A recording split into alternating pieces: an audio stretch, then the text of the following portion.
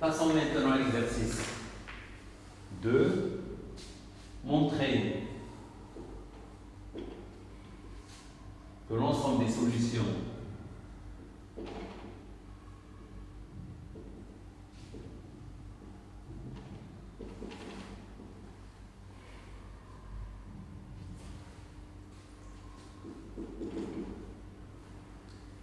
d'un système d'équation linéaire x tel que égal à b est un sous-espace affine.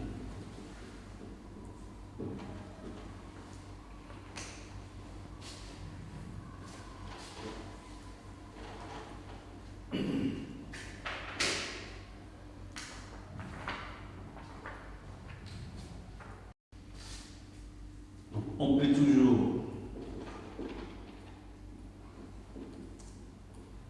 écrire M égale A1, 1, A2, 1, AM1, A1, 2, A1, N. Et puis A2, 2, A2N jusqu'à AN2, AMN. Et B égale B1, B2 jusqu'à Bn.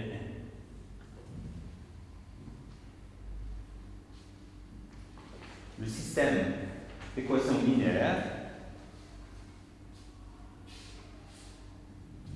peut s'écrire en choisissant MI égale A, donc une colonne, une ligne, donc MI va être une ligne, par exemple A11, A12 jusqu'à A1N, mais d'une manière générale AI1, AI2 jusqu'à AIN, donc MI.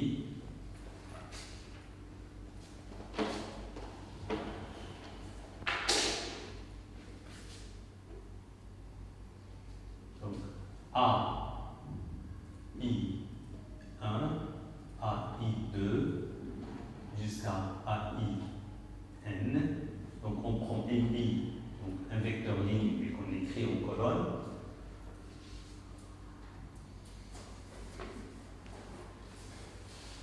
Donc l'ensemble des solutions du système d'équation linéaire, donc AX tel que N,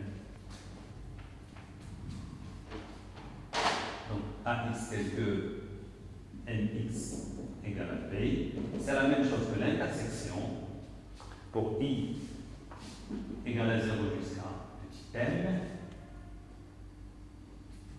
de x appartenant à Rn tel que MI x, donc le produit scalaire de MI par x ou bien MI transposé x égale à BI, donc interne.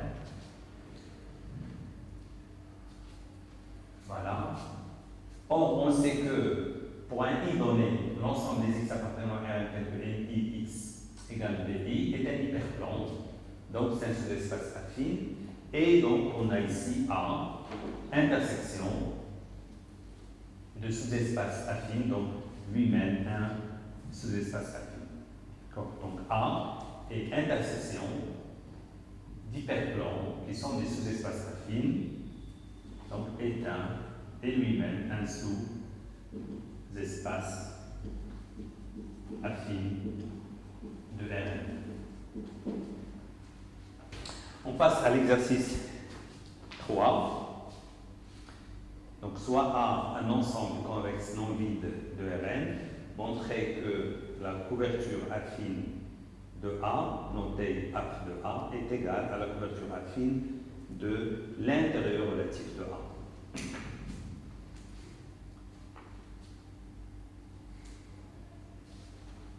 Comme l'intérieur relatif de A est inclus dans A, alors, évidemment, F de l'intérieur relatif de A est inclus dans F de A.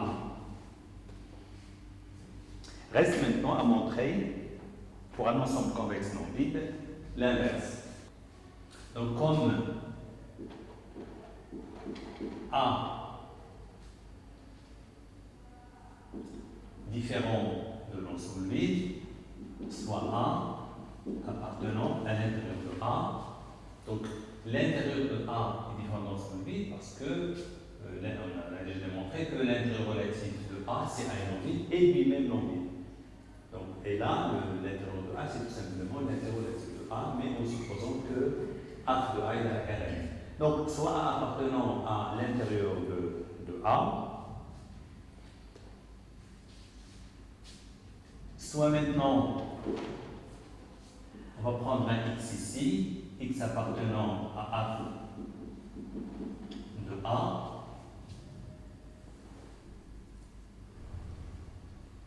donc soit x appartenant à F de A, on va montrer que ce x appartient à F de l'intérieur de A.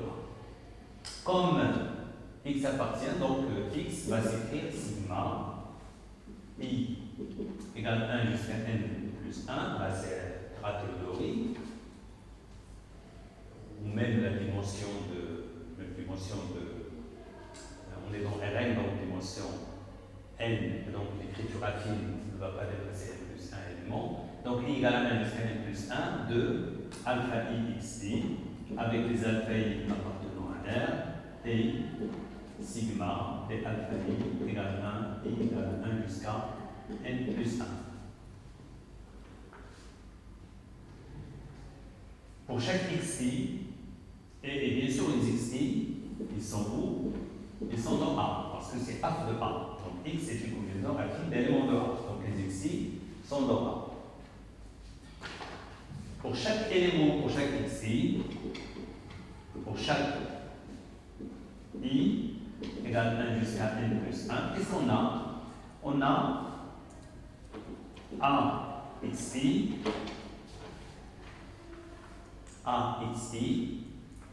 parce que A est convexe, est inclus dans l'intérieur de A, car A est convexe. Et A appartient à l'intérieur de A. Donc, c'est le résultat d'un théorème qu'on a déjà vu, une proposition qu'on a déjà vue. Donc, si vous avez A qui est un point intérieur de A, vous avez xi dans A, alors tout l'intervalle A xi ouvert du côté de xi est inclus dans A. Le fait que A xi soit inclus dans l'intérieur de A veut dire que toute la droite que je vais noter à xi, elle est incluse dans A de l'intérieur de A. Donc la droite qui passe par A et par xi, elle est incluse dans A de l'intérieur de A. En particulier, donc ceci, donc ce qui implique donc xi lui-même, il est dans A de l'intérieur de A. Et bien sûr, ceci pour i égale 1 jusqu'à n plus 1. Donc tous les xi sont A dans A de l'intérieur de A, et donc une combinaison affine des xi, elle aussi, est donc F de donc sigma alpha i xi est égal à 1 jusqu'à n plus 1, qui est égal à x, regardez, x, avec les alpha, elle est donc, il est où? Elle est dans F de l'intérieur de A, parce que c'est une combinaison affine. Les alpha i appartenant à n. Donc les xi appartiennent à l'intervalle de A, donc toute combinaison affine des xi, elle aussi va appartenir à l'intervalle de A, et donc x en particulier. Donc, on vient de montrer que f de A est inclus dans f de l'intervalle de A.